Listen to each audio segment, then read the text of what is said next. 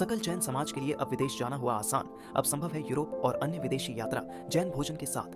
अप्रैल मई जून 2025 में NFTT world ने group tour निकाले हैं। ग्रुप टूर की बुकिंग अभी से करावे। अधिक जानकारी के लिए संपर्क करें। 13 वर्षों से जैन समाज की युवा पीढ़ी में प्रतिष्ठित नाम पिंकेश शाह, भूपेंद्र जैन और महावीर जैन से। तो असाधारण रूप है जो जैनियों का मंदिर निर्माण का। अकृत्रिम चैत्यालय उसके प्रतीक हैं। और जब कर्मभूमि की रचना हुई तो सर्वप्रथम जब अशोक जी लाडनू ने पढ़ा था, अशोक जी वाराणसी वालों ने पढ़ा था कि सौधर्मनंद ने सबसे पहले 5 चैत्यालयों की रचना की, एक मध्य में और 4 दिशाओं में। तो ये जो कलाएं हैं ऋषभ देव के संबंध में, जो मंदिर निर्माण की कला, मानस्तंभ की कलाएं, ये अनादि अनंत कलाएं हैं जो भोग भूमि के समय त्रोहित हो गई। भोग भूमि के समय ये सब त्रोहित हो जाती हैं, उनको उद्घाटित ऋषभ देव ने किया है।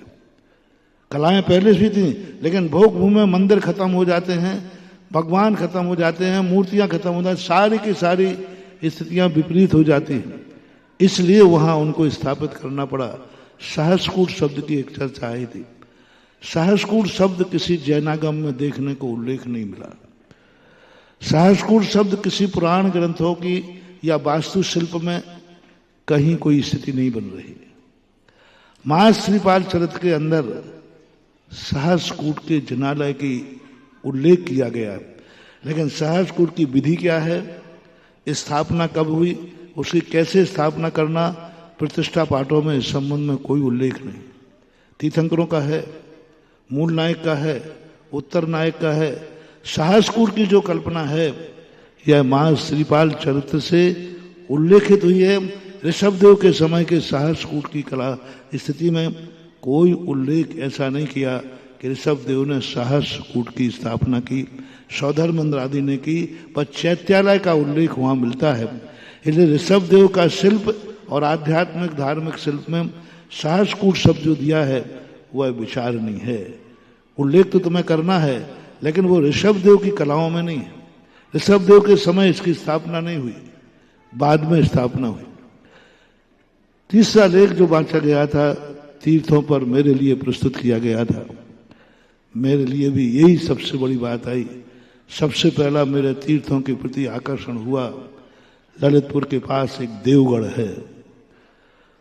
वहां के शिल्पों को देखकर, वहां की स्थितियों को देखकर, वहां की कहानी सुनकर के कि राजा ने कहा कि मैं तुम्हारी एक मूर्ति जीवित नहीं सुरक्षित नहीं रहने दूंगा। इतना मूर्ति सिर्फ जमीन में भरा पड़ा। तब वहां को देख करके मुझे भाव आया कि जैन दर्शन का असाधारण गुण है तीर्थ क्षेत्र, मूर्ति विद्या, और इसी के और ये अकृत्रिम चैत्यालय के इसके प्रतीक है। जब भगवान ऋषभ देव साक्षात जीवित होते हैं, उनके सामने भी मूर्ति की कीमत होती है। अपन ये समझें कि भगवान नहीं है इसलिए मूर्तियां होती हैं, भगवान के अभाव के कारण मूर्तियां नहीं। जब भगवान पृथ्वी पर रहते हैं, थोड़े से अंदर जाकर साक्षात जिनेंद्र भगवान बैठे हैं, लेकिन उस जिनेंद्र भगवान के पहले हमें मानस्तंभ में मूर्ति का दर्शन करना पड़ता है। वहां क्या जरूरत थी? 10 कदम अंदर तो भगवान बैठे हुए। भगवान तक पहुंचने के पहले मूर्ति को स्वीकार करो। चैत्य वृक्ष होते हैं, चैत्यों के ऊपर मूर्तियां होती हैं, उनको नमस्कार करो। तब जिनेंद्र भगवान, यानी जिनेंद्र भगवान के सामने भी मूर्ति उतनी ही महत्वपूर्ण थी जितनी आज अपने लिए। इसका अर्थ है कि जिनेंद्र भगवान के समय जिनेंद्र भगवान ने भी मूर्ति को स्वीकार किया। उनके रहते हुए समोषण में मूर्तियां थीं और उन मूर्तियों का वर्णन है, उन मूर्तियों की वंदना है। लोग ये कहते हैं कि भगवान नहीं है इसलिए मूर्तियां हैं। नहीं, भगवान के सामने मूर्तियों के, और भगवान के दर्शन करने के पहले मूर्तियों का वर्णन। तो इस प्रकार की यह अनादि अनंतकालीन परंपरा को ऋषभ देव के संबंध में थोड़ा सा विचार नहीं करके जोड़ना है, क्योंकि ऋषभ देव ने खुद वर्णन किया है कि यह परंपराएं अनादि काल की है और उनके पहले भी मौजूद थी। ऋषभ देव के पहले भी मूर्ति थी। इसका प्रतीक समूषण है।